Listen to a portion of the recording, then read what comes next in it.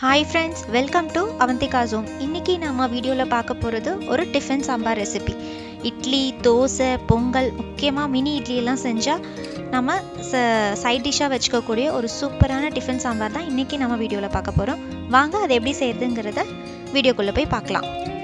இதுக்கு நான் 1 கப் துவரம் பருப்பை நல்லா வேக வச்சு எடுத்து வச்சிருக்கேன். நல்லா குழைவா வேக வச்சு எடுத்து வச்சுக்கோங்க. இப்போ ஸ்டவ் ஆன் பண்ணி ஒரு கடாய் வச்சுக்கிறேன். கடாயில 4 டேபிள் ஸ்பூன் எண்ணெய் விட்டுக்கோங்க.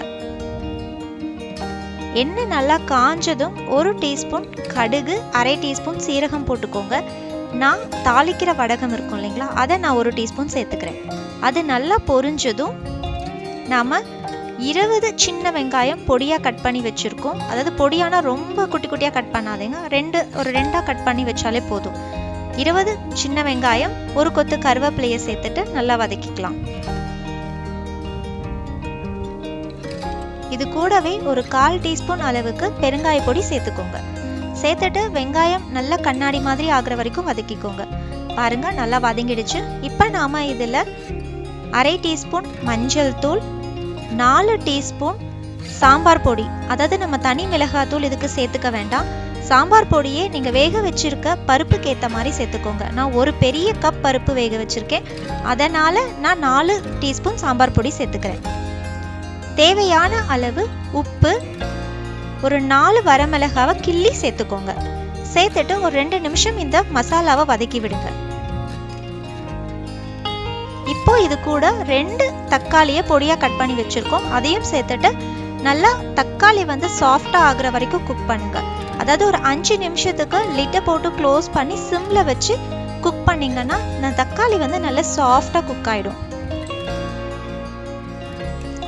உங்களுக்கு அடி பிடிக்கிற மாதிரி இருந்துச்சுன்னா தண்ணி கொஞ்சம் தெளிச்சு விட்டுட்டு அதுக்கப்புறமா மூடி வச்சு வேக விடுங்க.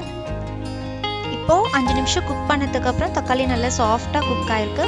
இப்போ நம்ம வேக வச்சு எடுத்து வச்சிருக்க பருப்பை சேர்த்துட்டு தேவையான அளவு தண்ணி சேர்த்துட்டு திரும்பவும் லிட்டை போட்டு க்ளோஸ் பண்ணி ஒரு 5-7 நிமிஷம் வரைக்கும் கொதிக்க விடுங்க. ஆனா இந்த 5-7 நிமிஷம் கொதிக்க வைக்கும் போதும் நீங்க நடுவுல லிட்டை ஓப்பன் பண்ணி கிளறி விட்டுக்கிட்டே இருங்க. இல்லாட்டா நமக்கு அந்த பருப்பு போய் நல்லா அடி பிடிச்சிடும். அதனால நீங்க தேவையான அளவு தண்ணி சேர்த்துட்டு நடுவில் இந்த மாதிரி கிளறி மட்டும் கொடுங்க. ஒரு 5 to 7 minutes நல்லா கொதிச்சதுன்னா நம்மளோட சூப்பரான டிஃபன் சாம்பார் ரெடி ஆயிடும். பாருங்க நல்லா கொதிச்சிருச்சு. இப்போ நம்ம கடைசியா இதுல ஒரு டீஸ்பூன் அளவுக்கு கரம் மசாலா தூள் சேர்த்துட்டு கொத்தமல்லி தழை தூவி நாம இறக்கிடலாம். அடுப்பை ஆஃப் பண்ணிடலாம். இந்த பருப்பு ஒரு 5 நிமிஷம் கொதிக்குது இல்லைங்களா, அந்த டைம்ல அடுப்பை சிம்லயே வச்சு கொதிக்க விடுங்க. இந்த கரம் மசாலா தூள் ஒரு ஃப்ளேவர்க்காக தான். இது ரொம்ப சூப்பரா இருக்கும். அதுவும் மினி இட்லி செஞ்சு இந்த சாம்பார் அது மேல போட்டு ஒரு டீஸ்பூன் கீ விட்டு சாப்பிட்டு பாருங்க. ரொம்ப ரொம்ப டேஸ்டா இருக்கும். உங்களுக்கு ரெஸ்டாரண்ட்ஸ்ல எல்லாம் கிடைக்கிற மாதிரி ஒரு சூப்பரான சாம்பாரா இருக்கும். ட்ரை பண்ணி பாருங்க. இந்த வீடியோ உங்களுக்கு பிடிச்சிருந்தா லைக் பண்ணுங்க, ஷேர் பண்ணுங்க, கமெண்ட் பண்ணுங்க. அவந்திகாஸ் ஹோம் சேனலுக்கு சப்ஸ்கிரைப் பண்ணுங்க. தேங்க்யூ.